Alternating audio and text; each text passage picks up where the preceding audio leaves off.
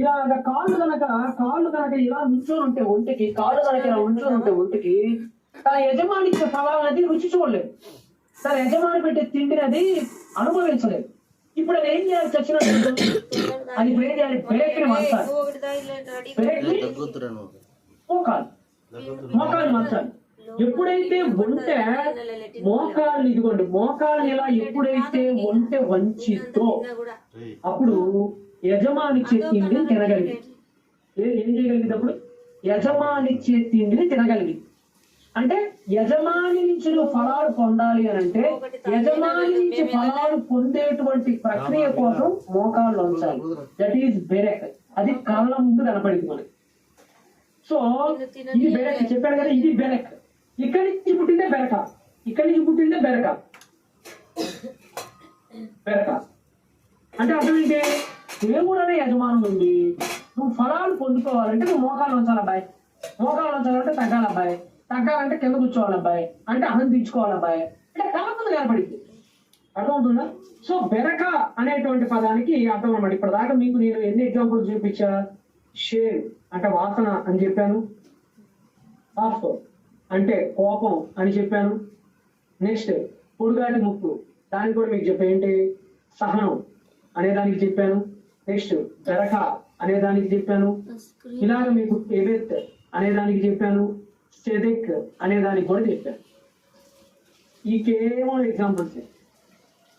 మీరు హెబ్రీ భాషలో ఏ పదాన్ని పట్టుకున్నా అది నువ్వు చూపించాలి, ఆ చర్య నీకు కనపడాలి. అందుకని దీన్ని కాంక్రీట్ లాంగ్వేజ్ అంటారు. ఇది చాలా క్రిటికల్ లాంగ్వేజ్, చాలా క్లిష్టమైన లాంగ్వేజ్, నేర్చుకోవడానికి చాలా కష్టమైన లాంగ్వేజ్. ఎందుకంటే ఇది అర్థం చేసుకోవడం కూడా చాలా కష్టం. నాకు తెలిసి ఈ రోజు 150 మందిలో 30 మంది కూడా అర్థమైందో లేదో నేను చెప్పింది నాకైతే డౌట్. నేనైతే సర్వశక్తిగా ప్రయత్నిస్తున్నాను. నీకు అర్థం, దేవుడు నాకు ఇచ్చిన ఒక వరం ఏంటంటే కొద్దిగా అర్థమయ్యేటట్టు చెప్పే వరం నాకు ఇచ్చాడని నేను అనుకుంటున్నాను. అలా నాకు ఉన్నటువంటి కెపాసిటీ మొత్తాన్ని మీకు అలా ముందు పెడతాను. ఇమేజ్ చూపిస్తున్నా, మాటలు చెప్తున్నా, ఎక్స్ప్రెషన్ లో చూపిస్తున్నా, నా వంతు ప్రయత్నం నేను చేస్తాను. ఓకేనా? అయినా మీకు అర్థం కాలేదంటే కొన్నిసార్లు మనం ఏమి చేయాలి. ఓకేనా? నెక్స్ట్ ఇప్పుడు మనం ధర్మశాస్త్రం అని ఎందుకు సరైన పదం కాదో మనకు ఇంకొక 7 నిమిషాలు ఉంది టైం.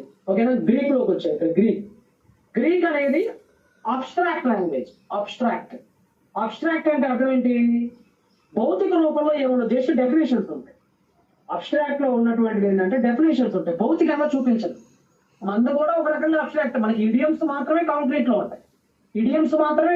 ఉంటాయి. తెలుగు భాష అంతా అబ్స్ట్రాక్ట్. మందు కూడా రెండింటి కాంబినేషన్ లో వెళ్ళింది మన తెలుగు కానీ మన ఇండియన్ లాంగ్వేజెస్ ఏవైనా కానీ. ఓకేనా? కానీ గ్రీకులో అంతా కూడా మేధస్సుతో పని. వాళ్ళు నిర్వచనాలే, వాళ్ళు ఏం చూపించరు, బయటికి వాళ్ళు ఏమీ చూపించరు, జస్ట్ నిర్వచనం మైండ్ లో నిర్వచిస్తారు. కోపం అంటే ఏంటి? నిర్వచనం. ప్రేమ అంటే ఏంటి? నిర్వచనం. ఇలా ఎన్ని కూడా భౌతికంగా ఉన్న వస్తువుల మీద ఆధారపడి ఉండవు. అంతా కూడా మైండ్ లో నిర్వచనాలు, డెఫినేషన్స్, మీనింగ్స్ తో ఫిల్ అయిపోతాయి అనమాట. గ్రీకు భాష మొత్తం ఇదే అబ్స్ట్రాక్ట్. అంటే ఏది చూపించలేదు. ఇప్పుడు ఆశీర్వాదం అంటే మోకాలు చూపించాడు, ఎవరు ఎప్పుడు వీళ్ళు చూపించలేదు. ఏమైతే నిలబెట్టి స్తంభం చూపించారు. వీళ్ళు డెఫినేషన్ చెప్పగలరు, అంటే ఏంటో చెప్పగలరు, కానీ చూపించారు. It is abstract language. ఓకేనా? మోస్ట్లీ భాషలన్నీ అబ్స్ట్రాక్ట్ లోనే ఉంటాయి. ఎప్పుడు చాలా అరుదైన భాష, అది కాంక్రీట్ లో ఉంటుంది. ఒక మాటలో చెప్పాలంటే ఇప్పుడు మన తెలుగులోకి వద్దాం. Telugu expressive and spiritual language అన్నమాట. తెలుగు అనేది holistic and also expressive and spiritual language. అంటే ఏంటి? భావ వ్యక్తీకరణ, ఎమోషనల్ తో ముడిపడి ఉంటుంది. రైట్. ఫర్ ఎగ్జాంపుల్ చెప్పాలంటే ఇక మీకు ఎగ్జాంపుల్స్ అనవసరం లేండి, బట్ టైం లేదు, అయినప్పటికీ కూడా చూపిస్తున్నాను మీకు. హిబ్రూలో వర్షం పడింది అని చెప్పాలనుకోండి, హిబ్రూ వాడు చూసి వద్దులేండి, అది తెగనిప్పుడు పాయింట్ లేదు. ఇప్పుడు మనం ఏం చేద్దామంటే ధర్మశాస్త్రం దగ్గరికి వచ్చేద్దాం. 3 వేరు ప్రపంచాలు. ఒక మాటలో చెప్పాలంటే అందరూ ఉన్న ఒక ప్రపంచంలోనైనా హిబ్రీ వాళ్ళది ఎడారి ప్రపంచం, వాళ్ళది వేరు. గ్రీకు ఉండేది నగర ప్రపంచం, వీళ్ళు వేరు. భారతదేశం ఉండేది నదీ తీర ప్రపంచం, వాళ్ళు వేరు. చెప్పాను కదా, ప్రపంచాన్ని బట్టి భాష మారితే, ప్రపంచాన్ని బట్టి ఎక్స్ప్రెషన్స్ మారితే, ప్రపంచాన్ని బట్టి ఆల్ఫాబెట్స్ మారితే, ప్రపంచాన్ని బట్టి మాట్లాడే విధానం, అది గట్రలా నార్మలా అనేది కూడా డిపెండ్ అయింది. సో 3 వేరు ప్రపంచాలు గుర్తుపెట్టుకోండి. ఇప్పుడు మనం ఈ తోరా అనే పదం దగ్గరికి పోతాం. ఇందాక మీరు తోరా అనే పదంలో మీరు ఇందాక ఏమి విన్నారు? తోరా అనే పదంలో తండ్రి యొక్క శిక్షణ గురించి మనం నేర్చుకున్నాం. దానిలో ప్రేమ ఉందని చెప్పుకున్నాం.